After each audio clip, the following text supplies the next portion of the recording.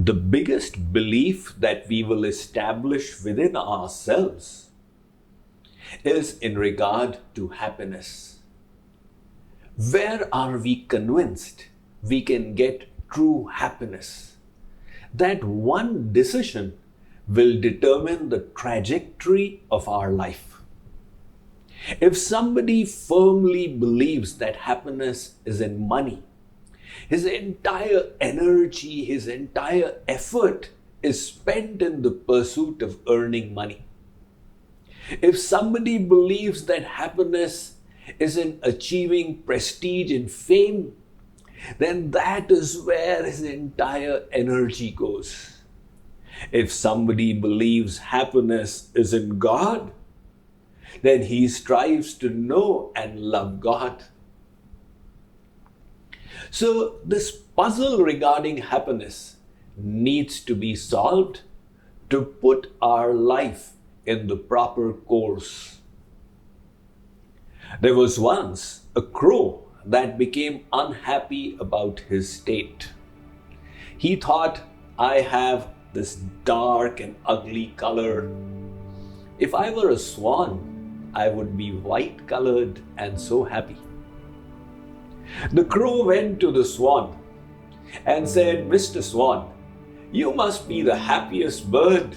In contrast to me, you have this milk white color. The swan said, Mr. Crow, I thought I should be happy until I saw the parrot. And then I realized I am a single colored bird. He is a double colored bird. He is the one who must be happy. The crow then went on to meet the parrot. And he said, Mr. Parrot, you have this green color given to you by God. And you also have a tinge of red in certain places. These two colors of yours in contrast to my single dark color. You must be a very happy bird.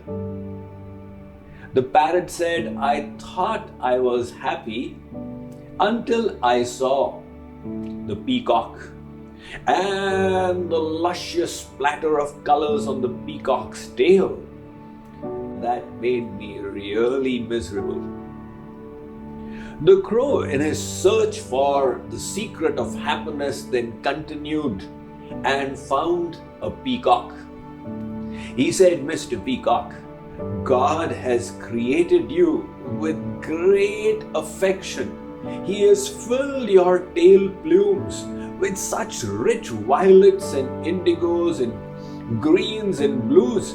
You must be a really happy bird. The peacock said, Mr. Crow, I thought I should be happy, but because of all those colors, I was put into the zoo. If I didn't have such attractive colors, then I would have been a free bird. The crow then realized nobody seems to be happy. So what then is the secret of happiness? According to our Vedas, there is one kind of happiness that degrades you. If you run after it, it pulls you down. And there is another kind of happiness that uplifts you. The first kind of happiness is called Preya. And the second kind of happiness is called Shreya. The Kathopanishad states, Shreyascha Preyascha Tayo Adadhanasya Sadhu Bhavati Hriyate Arthat Yau Preyo Vridite. If you run after Shreya, your life will become auspicious and blessed. If you run after Preya, it will be a pathway to hell. What is Preya? And what is Shreya? Preya is that happiness which seems to be extremely sweet right now, but later on it turns bitter like poison. Like, for example, If you choose to have a third helping of the ice cream to satiate the taste buds of the palate, it is sweet, no doubt. But later on, after a few years, when your cholesterol has started increasing and the arteries have started getting clogged, you realize, oh my God, this is the cause of untold suffering. On the other hand, Shreya is that happiness which is bitter right now, but later on it becomes very sweet. Like, for example, if you have to get up in the morning and spend 40 minutes doing your yogasanas, it's not so pleasing to the mind. However, it bestows you good health and a comfortable long life.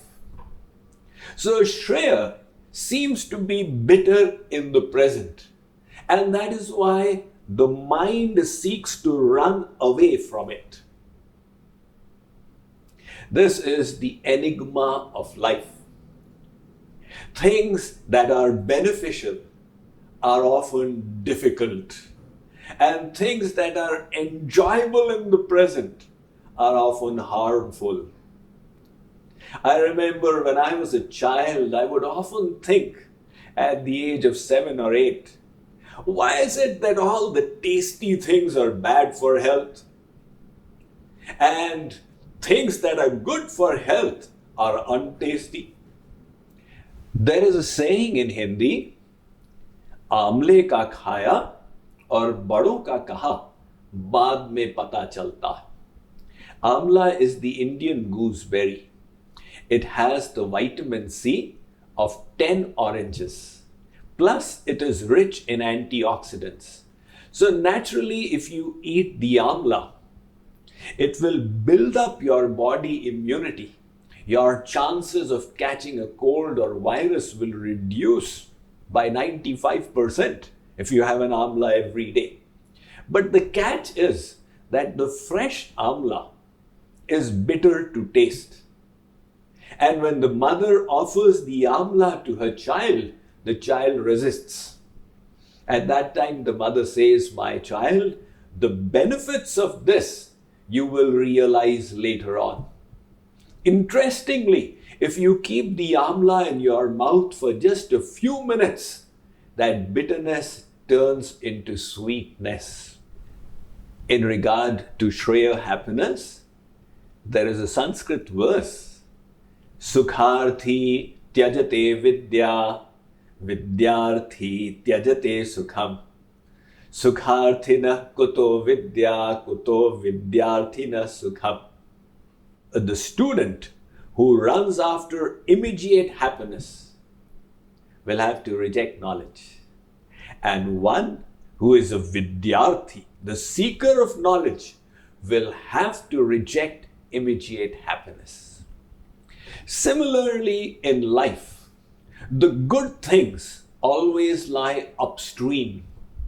In other words, to reach them, we need to embrace discipline, austerity, hardship, and the mind rebels against it. Now, if you listen to the mind, there's a good chance you'll make a wrong decision. I was once traveling in an Indian bus, and there was a tramp who came and sat on the next seat. I did not realize it at that time when we both got off on the same bus stand.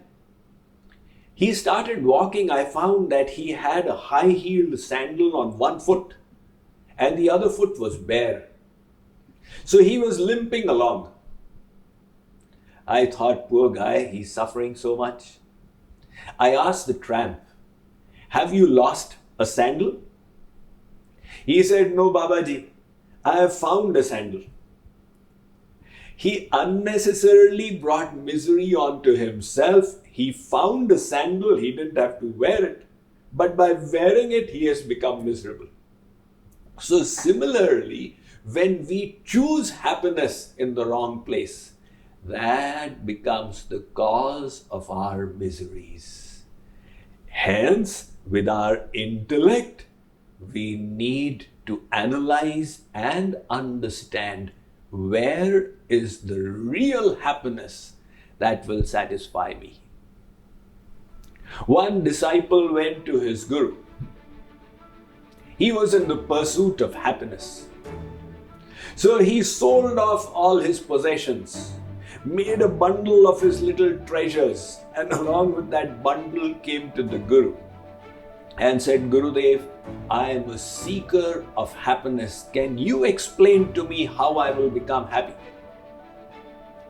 The Guru snatched the bundle from his hand and started running. The disciple thought, I had come to find happiness and I have lost my lifetime treasures. At least let me get these back. So he chased his Guru in hot pursuit. Now the Guru would keep ducking into the side lanes and the disciple was quickly after him. Finally, after 2 kilometers, the disciple caught up with the Guru and snatched the bundle back. The Guru said, are you happy now? The disciple said, yes. The Guru said, look, happiness is not in these objects. You had the object earlier, you were not happy. And now you have it, you are happy. The happiness that you experienced was merely the satiation of the desire. The pain that the desire created was eliminated and you are thinking, I'm happy.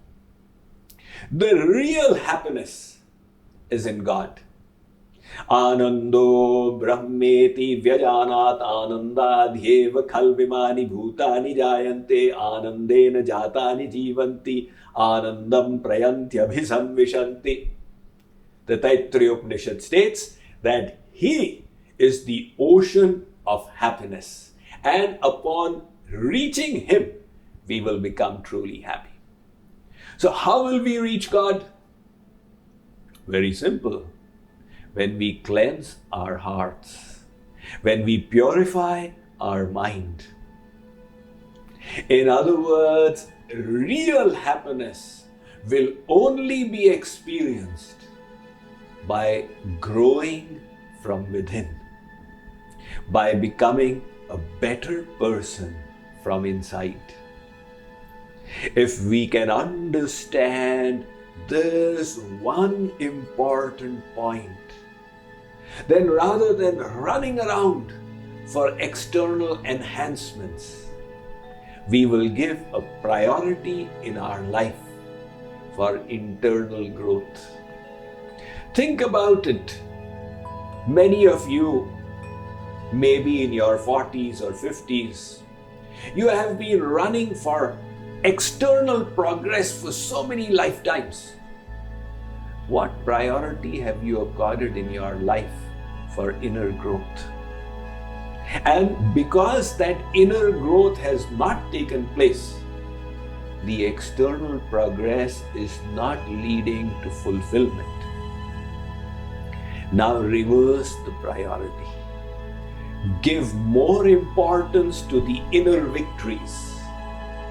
Make it your primary value in life to become a better person. And the better we become from inside, the closer we will find we are to genuine happiness that satisfies the soul. So let us establish this firm conviction within ourselves that to be happy, it's not that we need tremendous amount of money or fame or titles or houses, etc. All we need is to become better people. When that is our conviction, when that is our faith and our belief, then the trajectory of our life will be auspicious, will be beneficial, will be uplifting, will be sublime.